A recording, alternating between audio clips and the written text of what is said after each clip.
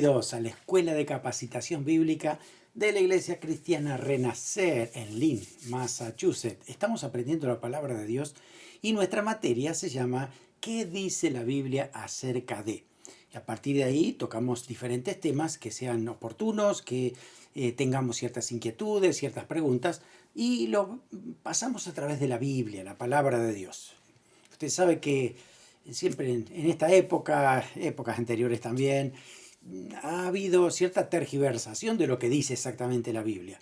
Escuchamos mucho de lo que dicen las personas, pero no sabemos si todos dicen exactamente lo que dijo la Biblia. Entonces es importante poder hacer un buen análisis de la palabra de Dios con respecto a este tema. Así que ese tema lo filtramos por la Biblia, la palabra de Dios, y lo que diga la Biblia, pues eso es lo que vamos a exponer. Obviamente que vamos a tener que interpretar correctamente lo que dice la Biblia. Usted sabe que hay leyes de hermenéutica bíblica para interpretar cada pasaje, ver los contextos, ver pasajes paralelos, ir al original, hacer un análisis del contexto en que se encuentra ese pasaje, ver quién es el auditorio inmediato, cómo se aplica eso en la actualidad. Hay muchas cosas que hay que tener en cuenta a la hora de poner en práctica también eso justamente de lo que está diciendo la palabra de Dios. Bueno, así que vamos a quitarnos especulaciones, teorías y demás y vamos a ir a lo que dice la palabra del Señor. Jesús mismo dijo, escudriñad las escrituras. Es importante escudriñarlas, es decir, analizarlas, investigar y darnos cuenta qué es lo que nos quiere decir Dios, por qué nos dejó la palabra de Dios. Por eso es importante ir hacia la Biblia, a ir a la Biblia y cada uno de estos temas tocarlo desde ese punto de vista. Hoy vamos a ver el regreso del Señor. Si se ha hablado mucho acerca de la venida del Señor, el rapto o el arrebatamiento, que son las mismas palabras, a veces se usan de una manera o de otra. Cuando uno dice, prefiero el arrebatamiento antes que la palabra rapto porque el arrebatamiento es bíblico. Pero mire, la verdad es que la Biblia, la palabra griega es otra, y la palabra griega entonces puede indicar que signifique tanto rapto como arrebatamiento. Así que cualquiera de las dos palabras son sinónimas. Tendemos nosotros a usar mucho más la palabra arrebatamiento porque es la más usual, la que más escuchamos, la que más hemos leído en nuestra versión Reina Valera del 60. También hemos hablado de la segunda venida del Señor, hemos escuchado mucho acerca de este tema, pero es necesario a veces poner un orden, porque puede que a lo mejor tenemos en claro algunas cosas, pero no sabemos qué está primero, qué sigue después, qué va a pasar con los sucesos que siguen después que el Señor se lleve a su iglesia. Entonces vamos a la palabra de Dios y tenemos una comprensión acerca de lo que dice la palabra. Si tienes alguna pregunta, puedes enviarla aquí a pastoricre@gmail.com. Envía tu email y ahí vamos a estar contestando esa pregunta. Usted sabe que si vamos a la Biblia, nos encontramos que Jesús mismo dijo que Él iba a volver otra vez. Él dijo que se iba a ir de esta tierra, pero que iba a volver. Fíjese que claro que está en esto, que lo que está diciendo el Señor, que lo dice en San Juan capítulo 14, los primeros 3 versículos. Dice, no se turbe vuestro corazón, creéis en Dios, creed también en mí.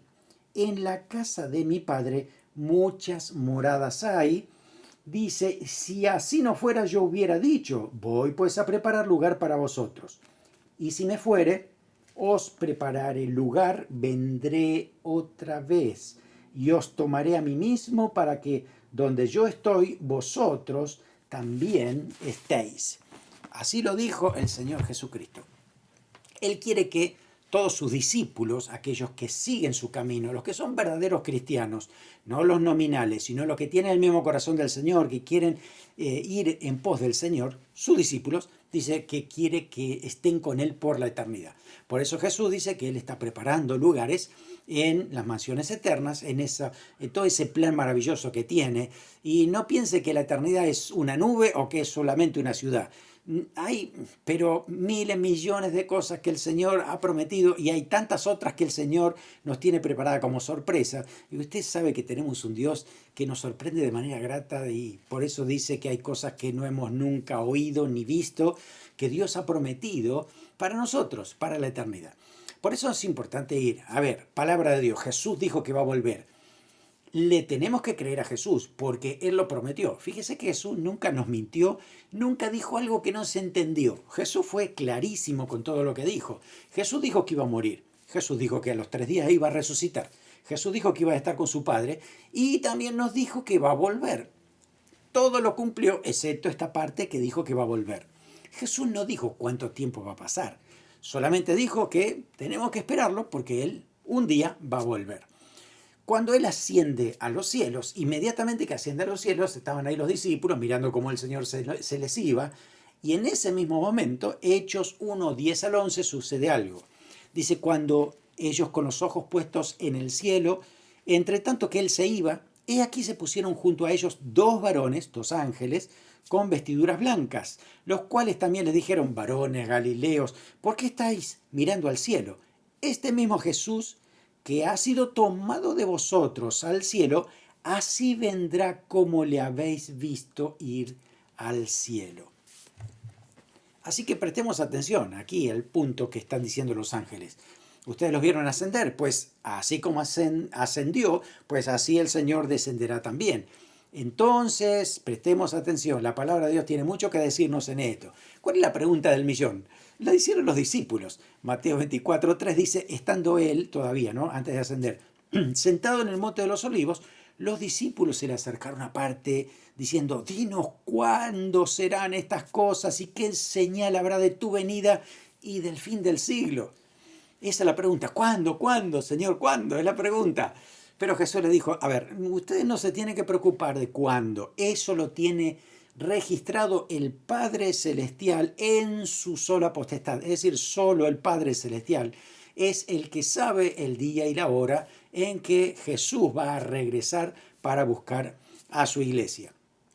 Ahora, tenemos que ir a la palabra de Dios y vamos a encontrar con que la venida de Cristo, todo lo que nosotros decimos con el regreso del Señor, no es una sola actividad, no es solo un evento que va a suceder, son muchas cosas que van a suceder. Por eso es necesario por lo menos saber básicamente cuáles son esos eventos que van a suceder a partir de uno, a partir del primero. El primero de todos es, cuando vamos a todo el Nuevo Testamento, ¿no? En toda esa descripción que dice la palabra, es que la iglesia desaparece de la tierra. El Señor los toma, los saca de aquí, ¿no? Por eso la palabra es, seremos arrebatados. Hay una resurrección y nosotros seremos arrebatados de aquí para estar con el Señor, ¿no? Ahora, ¿qué sucede después? Así que lo primero que tenemos que entender es eso, que la venida de Cristo, en primer lugar, consiste en que la iglesia es tomada de esta tierra hacia el cielo. Vamos a desaparecer aquí. Ahora, ¿cuándo va a suceder eso entonces? ¿Cuándo sucede el arrebatamiento?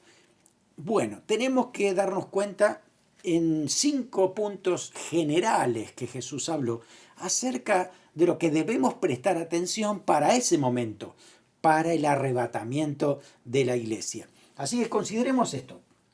Observa tú. En primer lugar, los cambios climáticos y los cambios del ecosistema.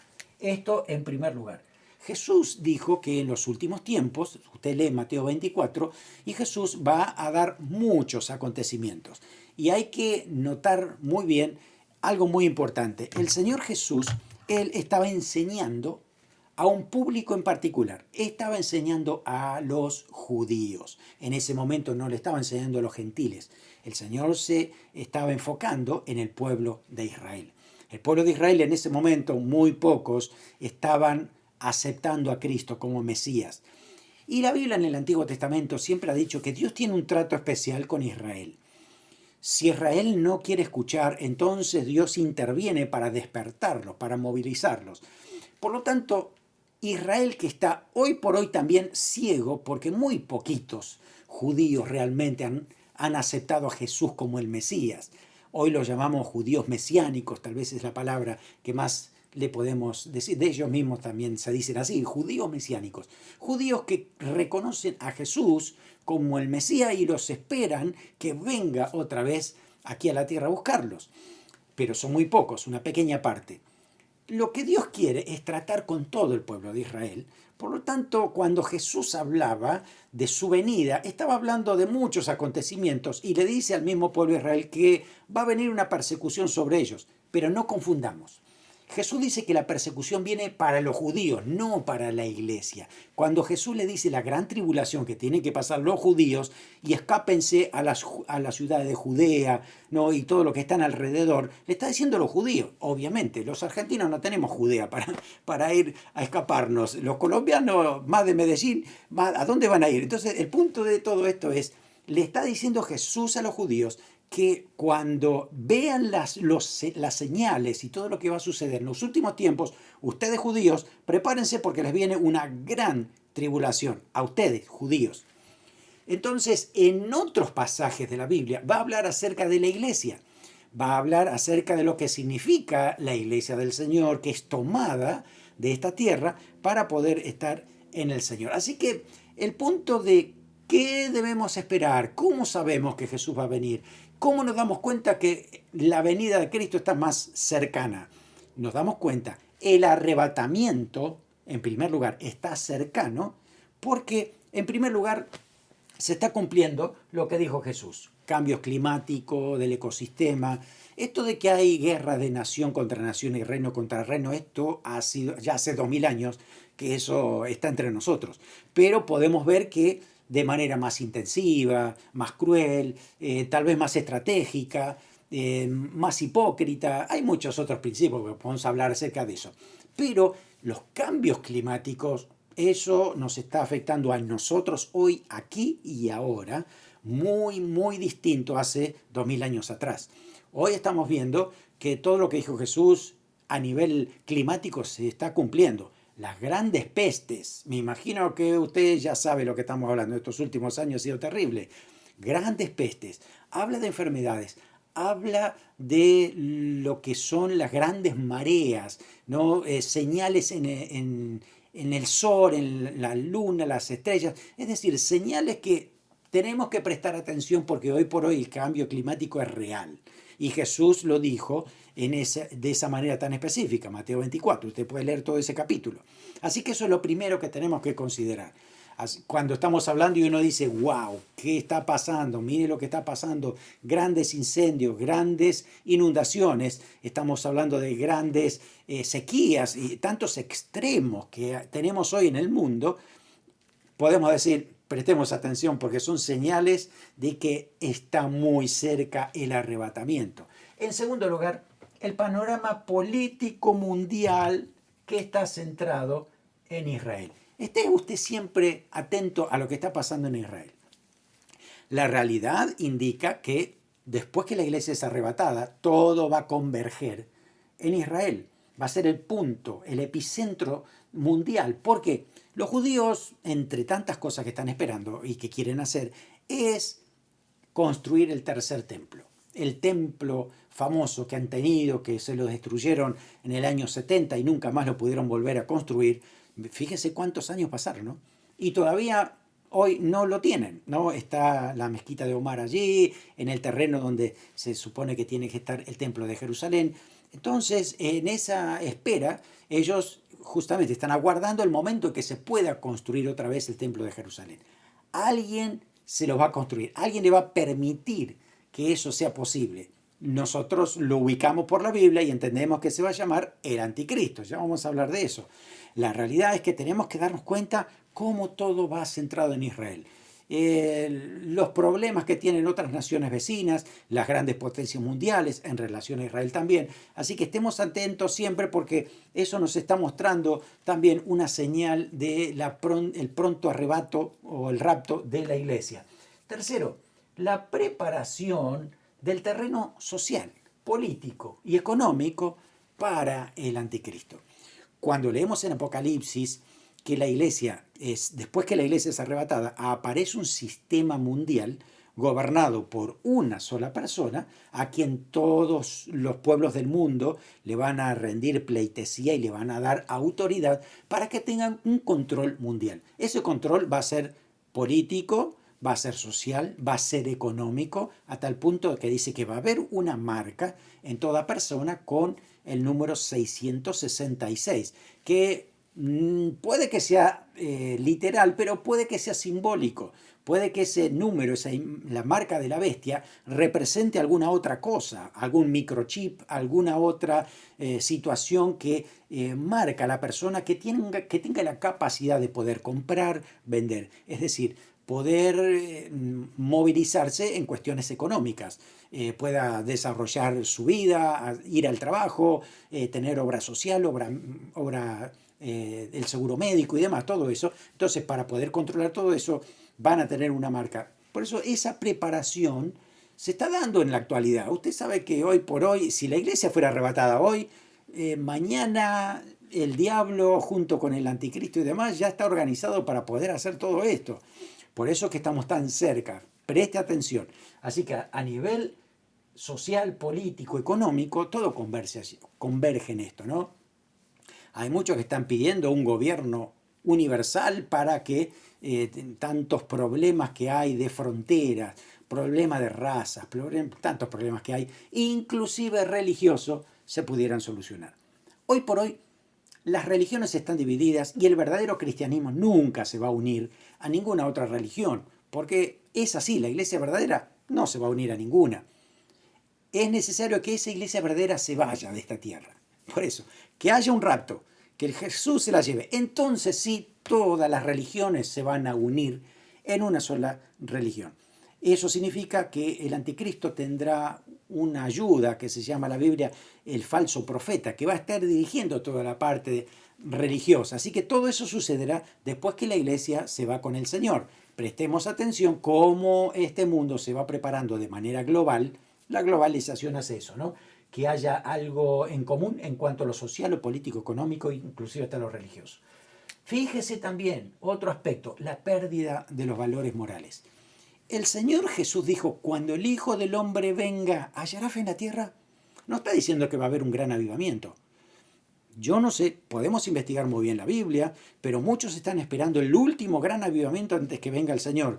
Y la verdad es que Jesús dijo, si va a hallar fe en la tierra.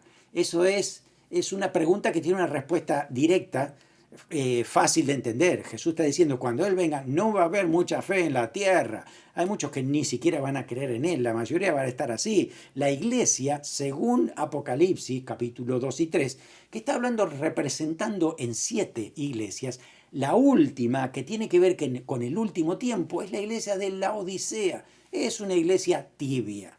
Fría o caliente, no, le importa estar en la mitad, en la tibieza, en quedar bien con el mundo, quedar bien con Dios, estar bien con este sistema, estar bien con lo que dice la palabra. Y está ahí en el medio, a tal punto de que los valores se empiezan a perder. Hoy por hoy, muchos pecados que en la cultura no son considerados pecados, sino como estilo de vida, se están metiendo dentro de la iglesia, usted lo sabe. Y eso significa entonces que es una señal de que el arrebatamiento de la iglesia está próximo a acontecer. Quinto lugar, la pérdida de valores morales y el estado espiritual deplorable de la iglesia. Además de la iglesia, también los valores morales en el mundo. Cada vez dice que el Señor Jesús mismo dice, el amor de muchos se enfriará, y tantas otras cosas que sucederán con las personas, ¿no? Van a perder ese amor, van a perder el respeto, van a perder el respeto por las cosas de Dios, ¿no?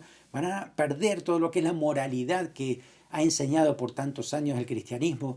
Y si la iglesia no está, imagínense qué lío va a haber en este mundo, porque si hoy realmente está frenado todo, es porque tú y yo estamos aquí.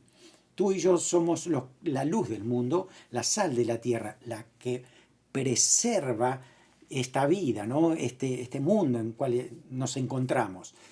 Dios es el dueño del mundo y está viendo que el mundo está infectado de pecado y de personas que viven según su propio criterio y no obedecen a Dios. Dios necesita purificar este mundo y Dios siempre dice que purifica con fuego.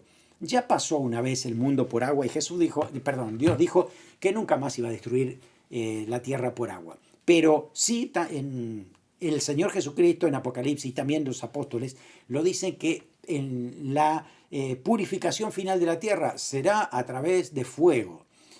Eso significa entonces que va a haber un tiempo donde todo lo que se ha dicho en Apocalipsis va a suceder. Pero nosotros, verdadera iglesia del Señor, que esperamos ese arrebatamiento, debemos considerar estos 5 aspectos básicos porque nos muestran que las evidencias, las señales de los tiempos es que en cualquier momento puede venir el Señor. No hay ni un versículo que todavía se oponga a que Cristo pueda llegar a venir hoy.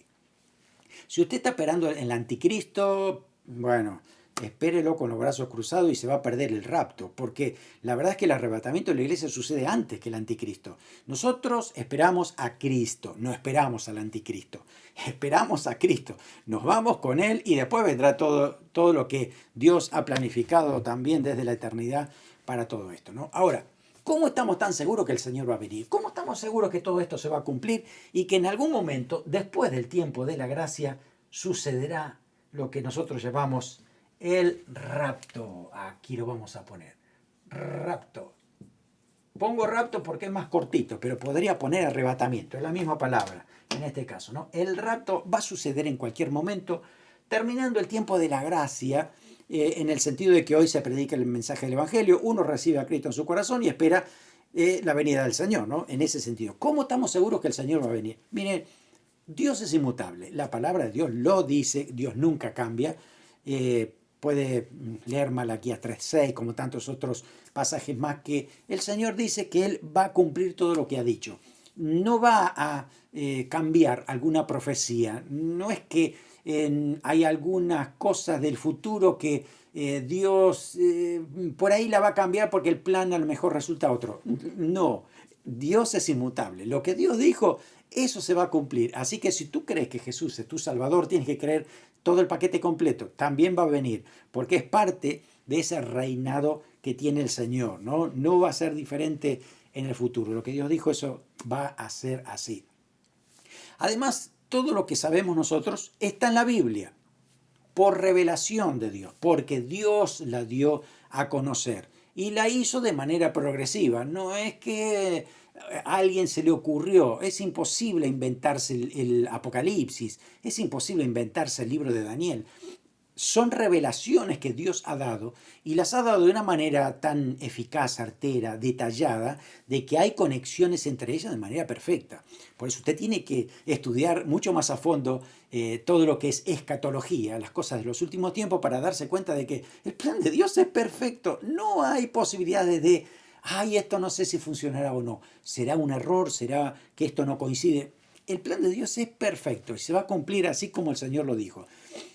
Así que Dios siempre ha querido revelarse, lo hizo desde el Antiguo Testamento y fue dando esa revelación en partes. Por eso es importante conocer toda la revelación. No te quedes con algún versículo solo del Antiguo Testamento, olvidándote todo lo que dice Apocalipsis. Entonces necesitas sumar todo, porque recuerda esto, cuando Dios se reveló, lo hizo progresivamente, paulatinamente, poco a poco, hasta terminar con la revelación final, Apocalipsis. De hecho, Apocalipsis significa revelación. Y Jesús mismo, en su palabra, el último capítulo de Revelación, dice que nadie añada a lo que ya se dijo, porque Dios va a añadir sino las plagas. Y que nadie quite nada de toda esta revelación, porque si no su nombre será quitado del libro de la vida. Entonces, tenemos que entender que todo el mensaje completo es necesario para saber qué dijo la Biblia acerca de algún tema.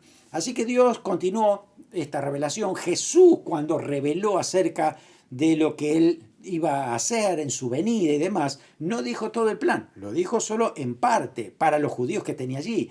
Por lo tanto, después el Señor siguió revelando acerca de lo que iba a pasar más adelante. Lo reveló a Juan, lo reveló al apóstol Pablo, se lo reveló a Pedro también. Así que debemos sumar todo lo que dicen ellos para entender todo lo que va a suceder después. El Espíritu Santo mismo nos está dando iluminación acerca de todo lo que está ahí en la palabra de Dios. Tenemos que saber y conocer a Dios, a sus planes, que todo está escrito en la palabra de Dios. No podemos salir fuera de la Biblia para hacer escatología. No podemos saltearnos los versículos para añadir una teoría humana acerca de lo que va a pasar en las cosas finales. No puedo hacer eso. Vamos a la Biblia. Ya lo tenemos escrito. Ahí está la revelación dada y eso para nosotros es suficiente. Recordemos, Dios siempre actúa con gracia, misericordia. ¿Por qué no vino antes? ¿Por qué el Señor no vino antes?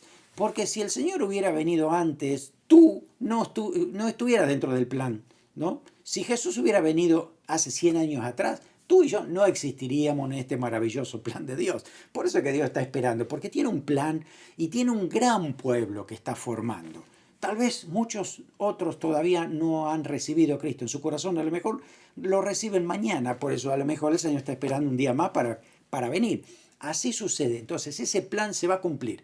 Debes esperar en el Señor y a través de tanto tiempo el Señor ha salvado a tanta gente por medio de la fe y la gracia de Dios. Así que lo que podemos hacer es buscar los puntos de inflexión en la historia, ver las cosas, cómo Dios ha intervenido en la historia, cómo Dios ha cambiado las cosas, ¿no? Y cuando seguimos leyendo, estudiando la palabra de Dios, nos alimenta la fe para entender que si Dios cumplió tantas cosas hasta aquí, ¿cómo no va a cumplir lo que viene? El plan de Dios se va a cumplir, no lo dudes. Por eso es que estamos esperando que Jesús venga otra vez a buscar a su iglesia porque Él lo prometió. Y no es simplemente para escaparse de este mundo.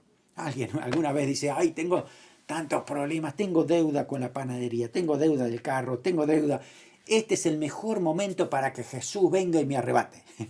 Pero no es el propósito del arrebatamiento librarnos de los problemas que están acá, ¿no? Y no ser más responsables de las cosas. No, el propósito es un propósito de reinado. Dios tiene un plan de reino, Jesús es el rey y nosotros dice que reinaremos con Él. Por lo tanto, Dios tiene que tratar con este mundo. Mientras tanto, nosotros pues seremos llevados con el Señor y ahí estaremos con el Señor. Ese reino de Dios se va a cumplir en nuestra vida, en nuestro entorno y es un reino que tiene un final, no tiene final, es eterno, va a continuar por la eternidad. Pero sí hay una sentencia final sobre el diablo, sobre sus huestes y sobre todos los que siguen la voluntad del diablo. Así que ellos sí serán sentenciados. Muy bien. Así que el primer evento que comienza a desarrollar el regreso del Señor, el primero es es el rapto. Así que aquí nos encontramos con el rapto justamente en este punto donde el tiempo de la gracia se termina porque la iglesia es arrebatada. Así que primero hay una resurrección. Hay una resurrección donde los muertos en Cristo resucitarán. Las almas de todos los muertos justos hoy están en el paraíso de Dios. Por lo tanto, en un momento esas almas bajarán a la tierra para tomar un cuerpo nuevo. Un cuerpo que Dios lo hace y muchas veces pensábamos que Dios necesita los huesos viejos para poder hacer el cuerpo nuevo. Y no es así. Dios lo que necesita, en todo caso, bueno, Él no necesita nada, pero para que nosotros lo tengamos en mente, hoy sabemos lo que es la estructura del ADN, sabemos cómo funciona esto, o por lo menos básicamente. Entonces la idea es que, así como Dios hizo del polvo de la tierra, Adán, puedes hacernos del polvo otra vez. Entonces hará un nuevo cuerpo, no diferente, porque ya tenemos características desde la eternidad que Dios ha pensado hacernos así. Lo que necesitamos es tener un cuerpo ahora que no se destruya más. ¿Cómo será ese cuerpo? Pensemos en Jesús. Jesús ha sido resucitado con cuerpo transformado y ese cuerpo era muy parecido al anterior. De hecho, fíjese que Jesús podía comer y beber. Cuando Él resucita, se acerca a sus discípulos y Él puede comer, beber, participar, estar con ellos, pero tiene otras características diferentes, que era que le podían tocar y decían, esto es carne y hueso, pero es indestructible, es diferente. Todavía tenía las cicatrices en sus manos. De hecho, Él la va a tener por la eternidad porque es una manera de que nosotros recordar y glorificar su nombre por siempre por la obra que hizo por nosotros, ¿no? Pero su cuerpo era semejante al nuestro, ¿sí? No es que tenía más dedos, ¿no? O más ojos. No, es exactamente la apariencia como la tenemos nosotros, pero indestructible. No se va a destruir. Por más que intentes hacerle daño al cuerpo, es imposible, ¿no? Porque ese cuerpo es ya para vivir en la eternidad. Además de todo eso, bueno, vemos que podía aparecer, desaparecer y varias características más, ¿no? Es un cuerpo glorificado, un cuerpo que tiene esa gloria de Dios transformado para poder vivir en la eternidad. Así que va a haber una resurrección. Va a haber una resurrección y algo lindo como lo dice Tito capítulo 2 versículo 13. Él dice que nosotros estamos aguardando la esperanza bienaventurada, uno. Y segundo, y la manifestación gloriosa de nuestro gran Dios y Señor Jesucristo. O sea que son dos cosas diferentes. Una cosa es la esperanza bienaventurada y otro es la manifestación gloriosa. Así que el arrebatamiento es la esperanza bienaventurada. Aquí, esta que está aquí, vamos a ponerlo así, sí, lo vamos a poner de costado. Esperanza, vamos a poner esperanza bienaventurada. Bienaventurada. Es decir, bienaventurados aquellos que son arrebatados. Así que esa esperanza bienaventurada es justamente el momento del rapto. Después va a haber otro evento que es literalmente la segunda venida, cuando Cristo baja a la tierra. Pero eso no es en el arrebatamiento, porque cuando nosotros seremos arrebatados dice que recibiremos al Señor en el aire. Acá, más adelante, está diciendo que Jesús va a bajar a la tierra junto con su iglesia para establecer su reino. Entonces, el segundo evento, es decir, el retorno del Señor Jesús, aquí vamos a poner segunda venida, que no es lo mismo entonces que arrebatamiento. Primero sucede el arrebatamiento y después Jesús baja a la tierra. Esto es lo que Tito dice como manifestación gloriosa. Manifestación, aquí está. Y se refiere a la manifestación gloriosa de Cristo al descender a esta tierra, exactamente. Así que ahí lo tenemos, entonces, la venida del Señor en dos tiempos. Primero, el arrebatamiento de la iglesia y después de 7 años aparece el descenso de Cristo y su iglesia a la tierra. Vamos aquí, a este punto, a la resurrección. Cuerpo transformado. ¿Cómo va a ser el cuerpo transformado? Primera de Corintios, capítulo 15, del 50 al 52, dice lo siguiente.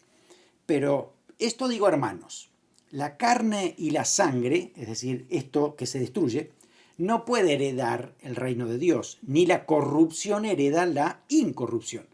He aquí os digo un misterio. No todos dormiremos, es decir, no todos vamos a morir, pero todos seremos transformados. Eso sí, transformados habla de no del alma, sino del cuerpo, el cuerpo transformado. Dice, en un momento, en un abrir y cerrar de ojos, y a la final trompeta, es decir, se va a escuchar un sonido de trompeta en los cielos, dice, porque se tocará la trompeta, los muertos serán resucitados incorruptibles y nosotros seremos transformados. Los muertos en Cristo. Otros pasajes, como Tesalonicenses dice, los muertos en Cristo resucitarán. No todos los muertos. Los que han rechazado a Cristo no van a resucitar. Los que mueren sin Cristo, hoy por hoy, aquellos que rechazan a Cristo, los que no son justos, cuando mueren van a este lugar. Aquí están los muertos que son injustos.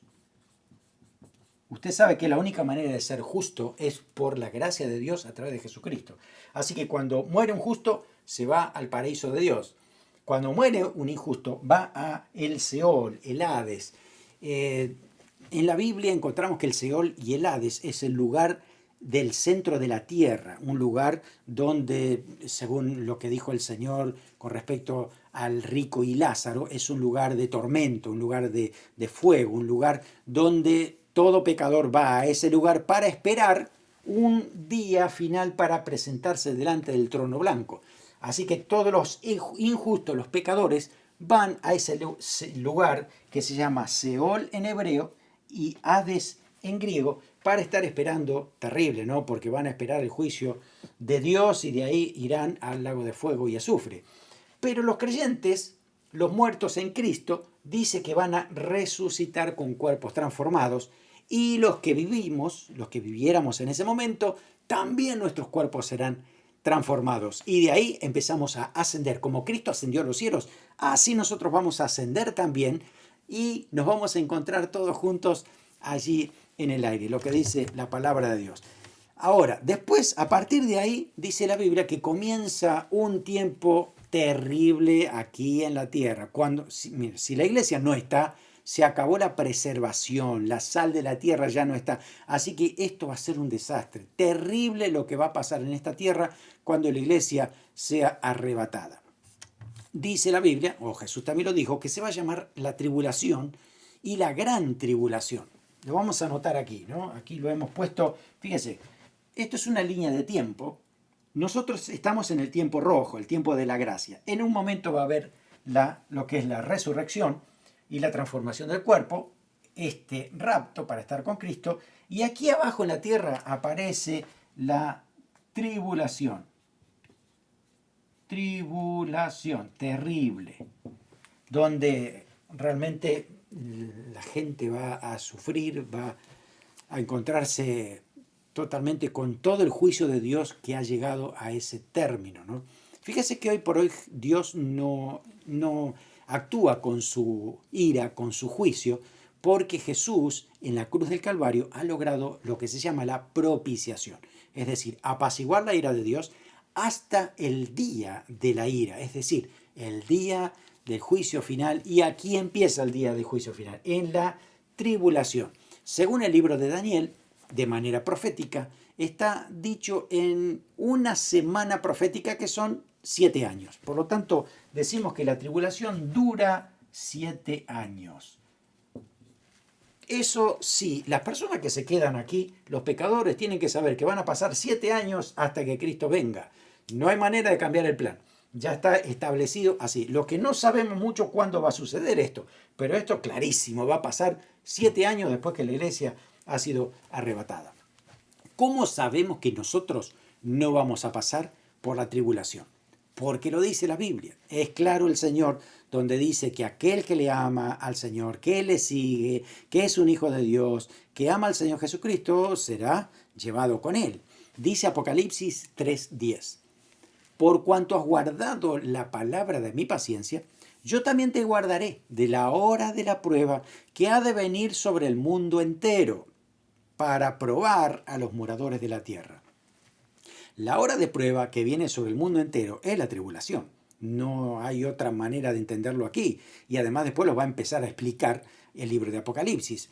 Dice el Señor entonces que te libraré de ese día de la ira. Así que, hijo de Dios, perteneciente a la iglesia del Señor, serás librado de la ira porque el Señor te va a arrebatar juntamente con todo lo demás que estamos esperando al Señor. Primera Tesalonicenses 1:10 dice, esperar de los cielos a su Hijo, al cual resucitó de los muertos, a Jesús, quien nos libra de la ira venidera. Es decir, los creyentes no van a participar de la ira de Dios en esta tierra, por eso es que son arrebatados. También, de alguna manera, lo dice, ¿no? Que sabe el Señor, dice Pedro, librar de tentación a los piadosos y reservar a los injustos para el castigo. Los justos son librados en este momento, entonces, de esta tribulación. Estarán con Cristo y su iglesia hacia allí en el cielo, ¿no?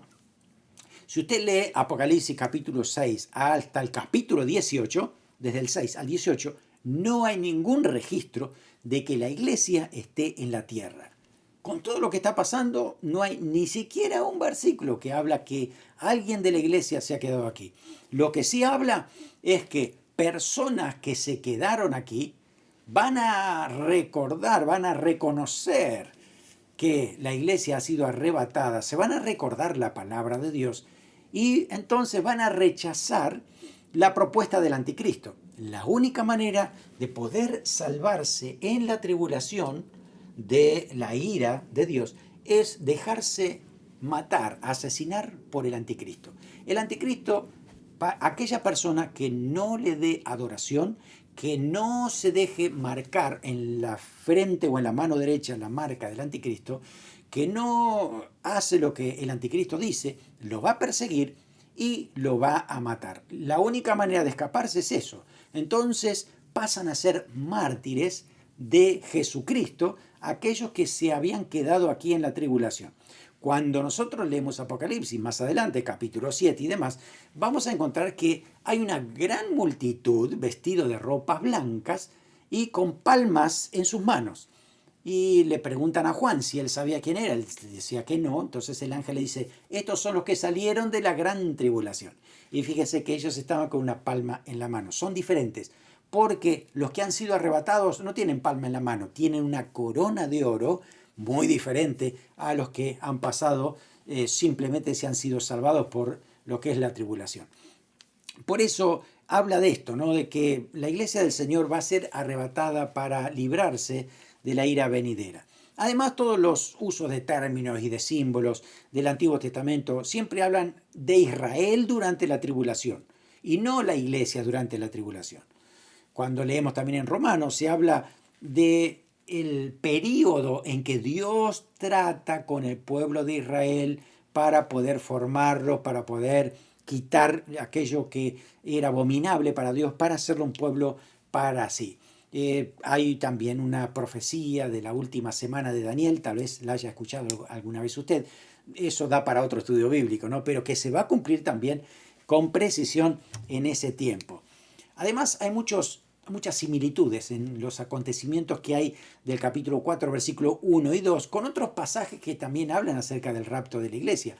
Usted lee 1 de Tesalonicenses, capítulo 4, del 15 al 17, y se encuentra con esto que dice el Señor, ¿no? Que dice el apóstol Pablo, acá escrito, dice, por lo cual os decimos esto en palabra del Señor, que nosotros que vivimos, que habremos quedado hasta la venida del Señor, no precederemos a los que durmieron, es decir, a los que murieron. Porque el Señor mismo, con voz de mando, con voz de arcángel, con trompeta de Dios, descenderá del cielo, los muertos en Cristo resucitarán primero, aquí está, ¿no? Los muertos en Cristo resucitarán primero, ellos, luego nosotros que vivimos, los que hayamos quedado, seremos arrebatados juntamente con ellos en las nubes para recibir al Señor en el aire, y así estaremos siempre con el Señor. Es decir, Cristo no baja aquí, vamos a estar juntos en el aire recibiendo al Señor. Eso es entonces el arrebatamiento. Librados de la tribulación de 7 años, y aquí estaremos entonces, si acá hay 7 años de tribulación, acá arriba hay 7 años de gozo con Cristo y su iglesia, ¿no? En la actividad que el Señor ya ha planificado para nosotros allí. Algo que debemos recordar, no podemos poner una fecha para lo que sería el arrebatamiento. No podemos decir, bueno, yo estuve haciendo la cuenta y creo que el Señor va a venir el 14 de febrero. No, está mal. La Biblia dice que no podemos poner ni día ni de la hora porque solamente el Padre lo puede saber. Yo había escuchado alguna vez a alguna profesora de escatología decir, bueno, el Señor no dijo ni día de la hora, pero no dijo nada del año, así que yo pienso que va a venir en el año 2002.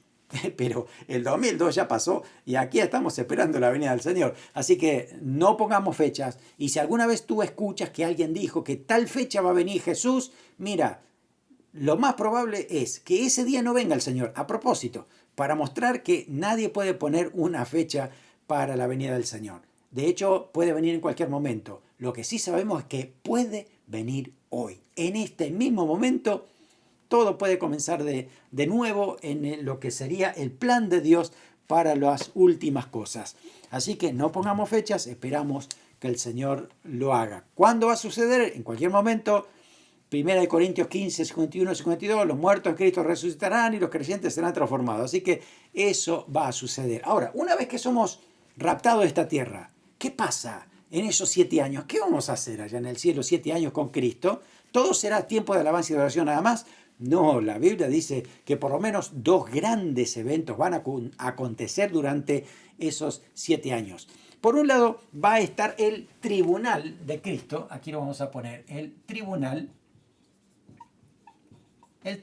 para recompensas. Todo creyente va a recibir recompensa de Cristo por lo que haya hecho aquí. Así que allí, delante de toda la iglesia, pues el Señor va a decir cada uno lo que ha hecho, aún aquellas cosas que nadie sabe, ¿no? Aquello que es secreto, aún aquellas oraciones que uno hace por otro, aquellos favores que ha hecho, las cosas que ha guardado en su corazón, pues el Señor todo aquello lo va a exponer para bien, para bien. ¿Sí? Los pecados han sido perdonados y dice sepultados en el fondo de la mar. Entonces no es que Dios va a sacar a luz los pecados de los creyentes. No, no, eso dice que está perdonado. Ahora, si algún creyente con otro ha tenido roces y no se ha puesto de acuerdo, pues pongámonos de acuerdo porque Romanos capítulo 14 dice que vamos a comparecer delante del tribunal de Cristo. Se los leo. Romanos 14, 12 dice, porque todos compareceremos ante el tribunal de Cristo, porque escrito está, vivo yo, dice el Señor, que ante mí se doblará toda rodilla y toda lengua confesará a Dios. De manera que cada uno de nosotros dará a Dios cuenta de sí. Vamos a dar cuenta de lo que hayamos hecho.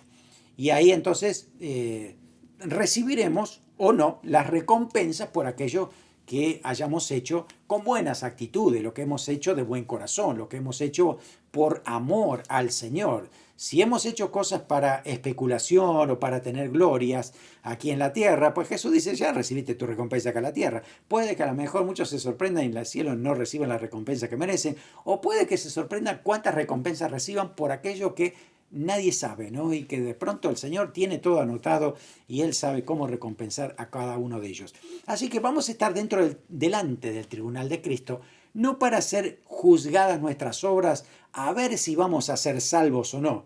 Eso no tiene sentido, porque si el Señor nos está arrebatando, no nos va a arrebatar para ver si te mando de vuelta o no, a ver si realmente eres salvo o no. Me está arrebatando porque ya soy salvo. Así que a partir de ahí el tribunal no es para saber si soy salvo o no, sino cuánta recompensa Dios me va a dar por lo que haya hecho. Eso es por un lado. Y por el otro también dice que van a estar las bodas del Cordero. Es un tiempo donde la iglesia y el Señor Jesucristo participarán juntos como si fuera una luna de miel, ¿no? Hay esa unión, porque ahí comienza la unión eterna de Cristo con su iglesia. Se los leo en Apocalipsis 19, 6 al 8 y también el 14. Dice, oí como la voz de una gran multitud, como estruendo de muchas aguas. Dice, como la voz de grandes truenos que decía, aleluya, porque el Señor nuestro Dios Todopoderoso reina. Gocémonos y alegrémonos y démosle gloria, porque han llegado las bodas del Cordero y su esposa, la iglesia, se ha preparado. A ella se le ha concedido que se vista de lino fino, limpio y resplandeciente, porque el lino fino es las acciones justas de los santos. Ahí está claro. Justamente esto mismo, ¿no? Que está presentando al Señor. Así que aquí estamos hablando de que todo esto sucederá en los cielos, ¿no? Y que aquí en la tierra, pues bueno, sucederán cosas terribles en la tribulación. Durante ese tiempo van a aparecer tres tipos de juicios. Juicios que uno se llama de trompetas, perdón, el primero de los sellos, 7 juicios que van a venir desde que comienza el reinado del anticristo aquí en la tierra, ¿no? Va a haber hambre, va a haber peste, va a haber muerte, va a haber señales en el sol, la luna, las estrellas y demás. Así que todo eso va a ser en el primer serie de juicios donde aparece los juicios de sellos. Después de ellos vienen juicios de las trompetas. Se hace más intensivo el juicio de Dios sobre los moradores que le han rechazado a Cristo.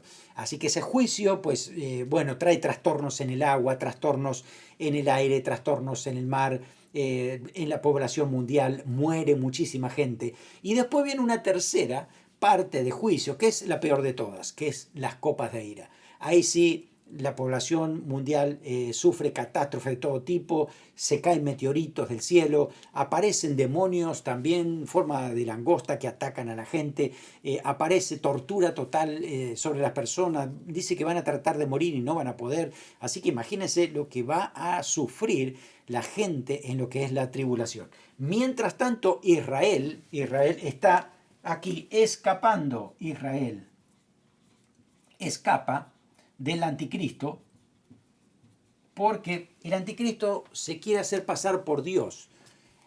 Durante ese tiempo, los judíos no quieren saber nada con esto, entonces el anticristo lo comienza a perseguir. En esa persecución del anticristo, pues entonces Israel empieza a ser acorralado por el anticristo. Dice la palabra que los judíos, los israelitas, empezarán a escaparse por todos lados, tratando de evitar esa gran persecución, ¿no? Entonces, cuando están en el punto de la destrucción total, cuando parece que Israel ya ha perdido todo, ¿no? Y que el anticristo toma el control total de Israel y del mundo, en ese momento algo sucede en los cielos. Ahí es cuando el Señor Jesucristo y su iglesia descienden a la tierra en lo que se llama la segunda venida de Cristo, y ahí es recién donde dice que todo el pueblo lo verá, todos lo verán, verán a Cristo descender aquí. Entonces, en este lugar, aquí abajo, cuando llega a este lugar, se desata la guerra de Armagedón. La guerra de Armagedón es la guerra entre Cristo y la iglesia y el anticristo y todo el mundo que va contra Israel, pero ahora se enfocan contra Cristo porque ahí ve que el Mesías está viniendo, ¿no? Así que esa guerra dura muy poquito, porque la verdad es que el Señor Jesús dice que con su palabra destruye todo el ejército. Se lo quiero leer. Se encuentra en Apocalipsis, capítulo 19, 15 al 21. Hay muchos pasajes de este evento también en el Antiguo Testamento. Lo dice Joel, lo dicen varios otros profetas más. Se lo leo. Dice así, Apocalipsis 19, del 15 al 21. Hablando de Cristo, de su boca sale una espada aguda para herir con ella a las naciones, y él las regirá con vara de hierro. Él pisa el lagar del vino del furor y de la ira de Dios Todopoderoso. En su vestidura y en su muslo tiene escrito este nombre, Rey de Reyes y Señor de Señores. Dice, y vi un ángel que estaba en pie en el sol y clamó a gran voz diciendo a todas las aves que vuelan en medio del cielo, venid y congregaos a la gran cena de Dios, para que comáis carnes de reyes, de capitanes, carne de fuertes, carne de caballos, carne de jinetes, carne de todo, libres, esclavos pequeños y grandes. Y vi a la bestia, es decir, a Satanás, y a los reyes de la tierra y sus ejércitos reunidos para guerrear contra el que montaba el caballo, o sea, Cristo, contra su ejército, la iglesia. Y dice, y la bestia fue apresada, y con ella el falso profeta que había hecho delante de ella las señales en las cuales había engañado a los hombres que recibieron la marca de la bestia y había adorado a su imagen. Estos dos fueron lanzados vivos dentro del lago de fuego que arde con azufre. Los demás fueron muertos con la espada que salía de la boca del que montaba en el caballo, y todas las aves se saciaron de las carnes de ellos. Aquí es donde el anticristo pierde totalmente la batalla por un segundo. La palabra de Cristo hace que todo ese ejército sea destruido. Así que aquí el anticristo y el falso profeta, que es el colaborador directo del anticristo en la parte religiosa, dice que ellos dos, en ese momento, dice, serán lanzados al lago de fuego y azufre. Así que ellos son los primeros que estrenan el lago de fuego porque todavía no había nadie allí. Y dice que Satanás y sus secuaces, entonces, Satanás será apresado, aquí lo vamos a poner, apresado en el abismo por mil años. ¿Por qué Satanás es preso por 1000 años? Porque va a suceder algo muy especial aquí. Comienza el reinado de Cristo en lo que llamamos el milenio. Puede leerlo usted en Apocalipsis capítulo 20. Milenio, 1000 años de reinado de Cristo y su iglesia en esta tierra. Así que básicamente lo vamos a hacer corto, porque esto también da para otro estudio bíblico, durante lo que es el milenio. Entonces, ahí es donde el Señor, hablamos, ¿no? El Señor ha descendido, ha tomado control de esto, y algo muy interesante es que va a buscar a Israel. El Señor busca a ese pueblo y dice que Israel, cuando en ese momento ven a Cristo con sus marcas en las manos, dice que habrá llanto en Israel, diciendo, ¿cómo no nos dimos cuenta recién ahora Jesús que crucificamos nosotros? Resulta que es el Redentor, el Salvador.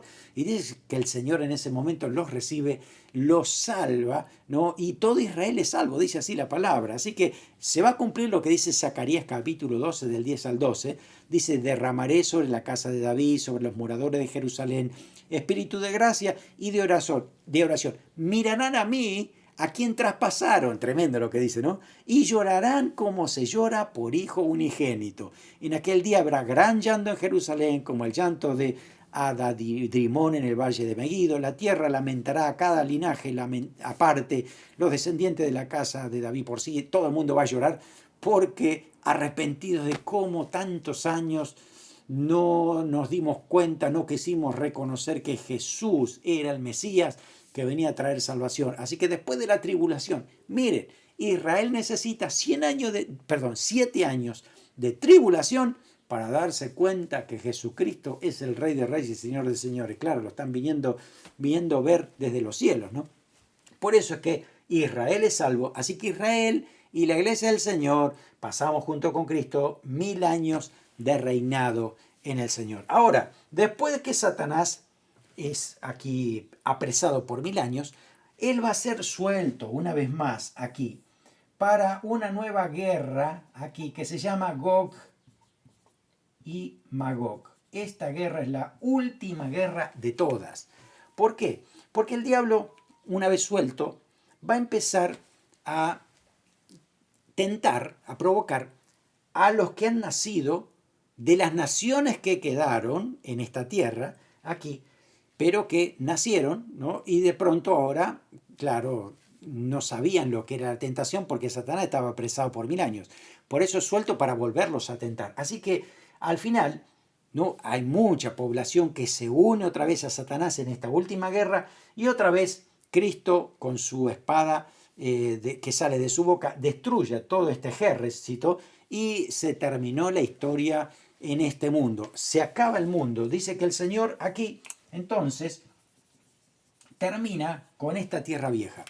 Esta tierra dice que será quemada, será destruida. También lo dice el apóstol Pedro, porque ya se acabó esto, ¿no? Y a partir de Apocalipsis 21 nos vamos a dar cuenta que dice que ahora el Señor hace un cielo nuevo y una tierra nueva. No tiene nada que ver con la tierra vieja, con esta. Hay una nueva diferente, incluso nos vamos a dar cuenta allí que en esa tierra no existen los mares, habrá ríos, habrá agua en abundante, pero no como mar, sino de una manera diferente, ¿no? Y es una tierra muy diferente, una tierra maravillosa, increíble. Y la ciudad de Jerusalén, la nueva Jerusalén, desciende del cielo para poder establecerse allí. Así que con Cristo, por la eternidad, los creyentes, Cristo y su iglesia, ¿no? Irán a cielo nuevo y tierra nueva donde mora la justicia, dice la palabra.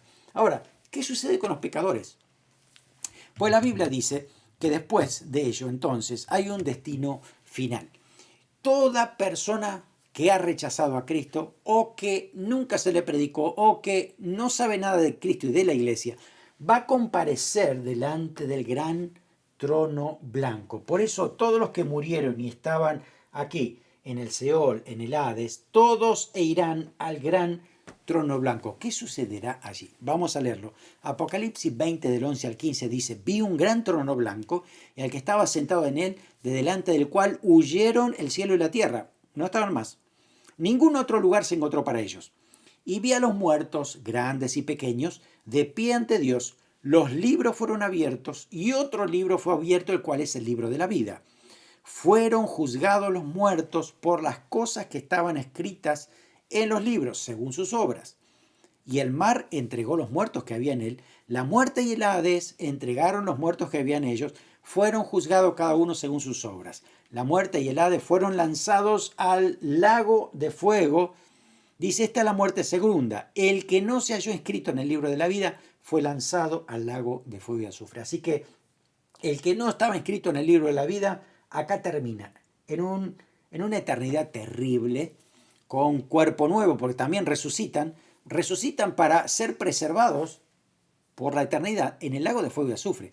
No es que se van a extinguir, no, van a permanecer allí, ¿no? Como una manera de decir, ahí está la justicia de Dios permanentemente. Por eso el mensaje hoy sigue diciendo, ahora es tiempo de salvación, ahora es el momento en que necesita la gracia del Señor. Hay algunos que inclusive especulan con la tribulación. Hay algunos que dicen, ¿qué va a venir el Señor? Bueno, si viene el Señor y yo me quedo recién ahí, entonces, bueno, voy a ser salvo a través de la muerte. Pero es terrible lo que están pensando. Y si no te llega nunca el tiempo de la tribulación, y si te mueres antes, si te mueres, te vas al Seol y de ahí directo al lago de fuego y azufre. Por eso es importante entender esto, pasando por lo que será el gran trono blanco. Pero hoy es el día donde uno puede alcanzar salvación por la gracia del Señor. Hoy todo está puesto para que cada uno pueda tomar esa decisión. No sé si realmente eres hijo de Dios, si has dado tu vida realmente a Cristo. Quiero animarte a que lo hagas, porque te aseguro que Cristo va a venir en cualquier momento. Cuando Él quiera va a venir.